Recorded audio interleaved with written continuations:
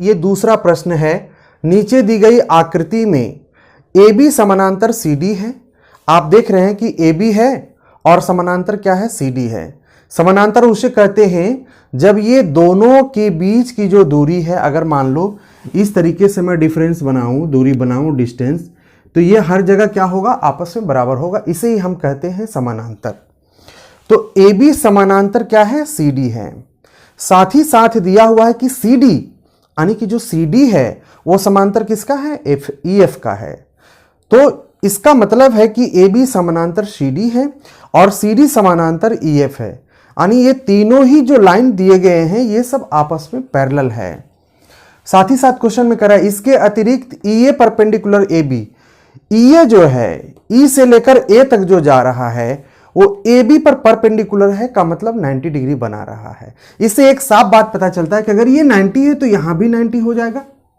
ठीक है, क्वेश्चन में गिवन नहीं था, पर इससे ये पता चलेगा कि जब इक्विवेलेंट डिस्टेंस होता है तो ये 90, तो ये भी क्या होगा, 90 हो जाएगा। बिल्कुल सही बात है। क्वेश्चन में BGD, क्वेश्चन में B कहां है, देखो BG और उसके बाद D 62 डिग्री दिया हुआ है। हमें सवाल में पूछा जा रहा है कि W का मान ज्ञात करें, W पूछ रहा है। यह जो एक प्रश्न है RRB ग्रुप D 1/9/2022 को आया है, यह प्रश्न पूछा गया है। तो देखिए अगर ये 62 डिग्री है तो ये भी 62 डिग्री होगा। क्यों, तो आप कहेंगे ये शीर्षाभिमुख कोण है ना, वर्टिकल अपोजिट एंगल है, वर्टिकली अपोजिट एंगल है ये दोनों, इसलिए ये दोनों आपस में क्या होता है, बराबर होता है। और ये हो गया आपका 90 डिग्री। तो 90 और 62 को आप आपस में जोड़ दीजिए तो कितना आ जाएगा, 2 और 9 6 15, 152 आ जाएगा, 152।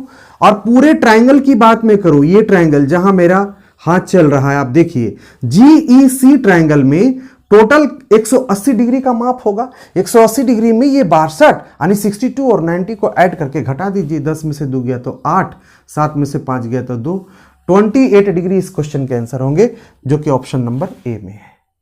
तो ये रहा इस प्रश्न का उत्तर। ठीक है।